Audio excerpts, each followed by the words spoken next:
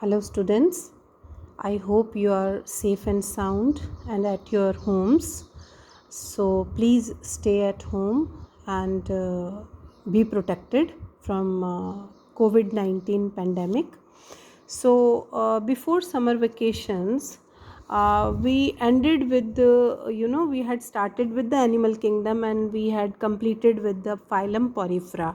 Okay, so today we are going to start with your second phylum, that is phylum. इसके दो नाम आते हैं, एक इसको फाइलम निडेरिया भी बोलते हैं और फाइलम सीलेंट्रेटा भी बोलते हैं. ठीक है, अब ये जो निडेरिया है इसको क्यों निडेरिया बोला जाता है? क्योंकि they are very characteristics of having very stinging cells होते हैं इनके अंदर. इनकी जो बॉडी वॉल होती है, स्टिंगिंग सेल्स होते हैं इनमें, जिनको हम निमेटोसिस्ट्स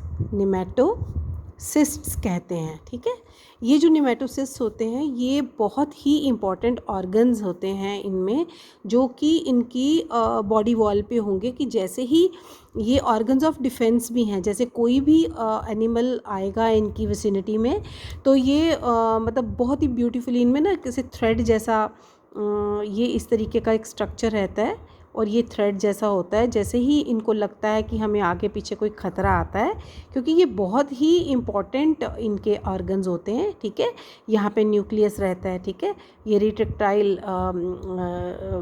थ्रेड्स होते हैं यहाँ पे. ठीक है, तो यहाँ पे एक नीडोसिल जैसा रहता है, यहाँ पे स्पाइन रहती हैं.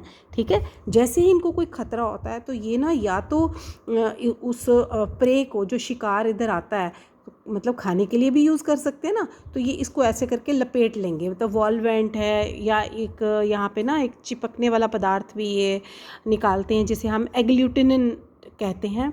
इससे या तो प्रे इसके साथ चिपक जाएगा या ये रस्सी के ऐसे ना इसको रिवॉल्व कर लेंगे, वॉल्वेंट बोलते हैं फिर इसको ना. तो ये जो निमेटोसिस्ट्स हैं ये इनके ऑर्गन्स ऑफ डिफेंस हैं और ये मतलब बहुत ही इम्पॉर्टेंट इनके लिए होते हैं, इसलिए इनको निडेरिया का भी नाम दिया जाता है. ठीक है, अब जो सीलेंट्रेट्स हैं इनको हम जैसे सैक लाइक एनिमल्स का भी नाम देते हैं. ठीक है, अब ये जो फाइलम है इसमें जेली फिशेस भी रहती हैं. ठीक है, दिस इंक्लूड्स जेली फिशेस. ठीक है, और सी एनिमॉन्स भी होते हैं इसमें, सी एनिमॉन्स. हाइड्रॉइड्स भी रहते हैं इसमें. ठीक है, एंड कोरल्स भी रहते हैं. आपने बड़ी बार अगर डिस्कवरी चैनल देखा हो तो कोरल्स का जिक्र होता है. ठीक है, अब इनकी जो बॉडी होती है ना, ये बॉडी में काफ़ी ज़्यादा फॉर्म्स जो हैं दिखाते हैं. जैसे मेन इनकी हम कहते हैं दो फॉर्म्स इसकी रहती हैं. एक होती है पॉलिप. पॉलिप होती है जो कि सिलेंड्रिकल बॉडी, जैसे आपने हाइड्रा का नाम सुना होगा, उसकी सेक्सुअल रिप्रोडक्शन, और उसमें क्या रहता है कि और तो कोई अपेंडेजेस इनमें होते नहीं. ज़्यादातर इनमें हमें क्या देखने को मिलता है? टेंटिकल्स. टेंटिकल्स जो कि इसके माउथ की तरफ होते हैं, जो कि मूवमेंट में भी हेल्प करेंगे और लोकोमोटरी भी रहते हैं और किसी चीज़ को पकड़ने के लिए भी ये हेल्प करते हैं. ठीक है, यहाँ पे ये फुट रहता है. अब ये पॉलिप जैसी फॉर्म होती है जो कि जो इस तरीके का स्ट्रक्चर रहता है कि सिलेंड्रिकल. ठीक है ना, लेकिन कुछ ऐसी फॉर्म्स होती हैं जिनको हम कहते हैं मेड्यूसा. ठीक है, अब ये जो मेड्यूसा रहता है ना, ये होता है अम्ब्रेला की तरह. ठीक है, इसमें जेली फिशेस आ जाती हैं जैसे कि ऑरेलिया. ठीक है, अब ऑरेलिया जैसे कि यहाँ पे ये मैं बता दूँ आपको कि इस तरीके से ना अम्ब्रेला शेप ये रहते हैं, इस तरीके से टेंटिकल्स रहते हैं इधर.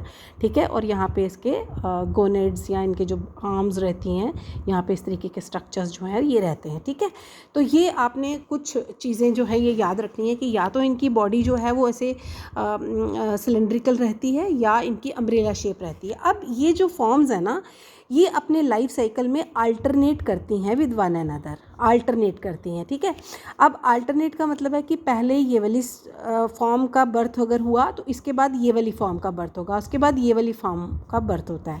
कहने का मतलब these forms alternate with one another. तो ऐसे फिनोमिनन को हम अल्टरनेशन ऑफ जनरेशन का नाम देते हैं. अब इस अल्टरनेशन ऑफ जनरेशन का एक और नाम हम इसको शॉर्ट फॉर्म में बोल सकते हैं, मेटाजेनेसिस. तो ठीक है बेटा, ये ध्यान में आपने रखना है. एक और चीज़ इसमें बहुत इंपॉर्टेंट है कि कभी कभी ये जो पॉलिप है ना, ये तो या तो सॉलिटरी भी होता है. सॉलिटरी क्या रहता है? या तो ये अकेले मतलब अकर करता है या कॉलोनियल भी हो सकता है, ठीक है। लेकिन जो ये अम्ब्रेला शेप्ड बॉडीज़ होती हैं they are always solitary and free flowing, हमेशा फ्री फ्लोटिंग आपको मिलेंगी, मतलब एक्वाटिक फॉर्म हैं ये सारी। तो अब अगर इनकी हम सिमेट्री की, अगर सबसे पहले मैं आपको बोलूं कि इसकी सिमेट्री कैसी रहती है, तो ये दे आर रेडियली सिमेट्रिकल। अब मैंने ये सारी चीज़ें आपको समझाई हैं, लेकिन कुछ ऐसी इसकी फॉर्म्स होती हैं जिनमें सिमेट्री आपको बाय रेडियल सिमेट्री भी देखने को मिलती है, ठीक है।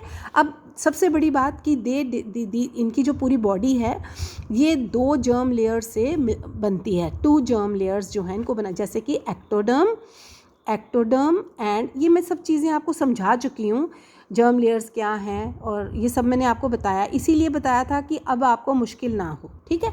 एक्टोडर्म एंडोडर्म, तो इसलिए इनकी जो लेवल ऑफ ऑर्गेनाइजेशन है, या इसको बोलते हैं डिप्लोब्लास्टिक, ठीक है। They are diploblastic. Why? Diplo mean di means 2, तो इनमें 2 जर्म लेयर से ये पूरी बॉडी इनकी बनती है, इसलिए इसको हम डिप्लोब्लास्टिक का नाम देते हैं, ठीक है बेटे। अब इसमें एक और बड़ी इंपॉर्टेंट बात होती है कि कभी कभी एक ही फॉर्म में या तो एक ही फॉर्म मिलेगी, पॉलिप मिलेगी या मोड्यूसा मिला, लेकिन कई कुछ ऐसी कॉलोनीज़ हैं जिनमें आपको बहुत सारी 2 से भी ज़्यादा टाइप्स, सब टाइप्स जो हैं वो आपको देखने को मिलती हैं, मोर देन 2 सब टाइप्स भी एक ही फॉर्म में आपको मिलती है। जैसे कि ओबेलिया एक पूरी कॉलोनी होती है जिसमें बड़ी तरह की वैरायटीज़ आपको देखने को मिलती हैं। इस फिनोमिनन, ये बड़ा कैरेक्टरिस्टिक फिनोमिनन है सीलेंट्रेटा का, तो इसे हम कहते हैं दे एग्जिबिट पॉलीमॉर्फिज्म। अब देखो कितनी इंपॉर्टेंट बातें यहाँ आ रही हैं, अल्टरनेशन ऑफ जनरेशन भी शो कर रहा है, पॉलीमॉर्फिज्म भी शो कर रहा है, और they are diploblastic, they show radial symmetry वो शो करते हैं।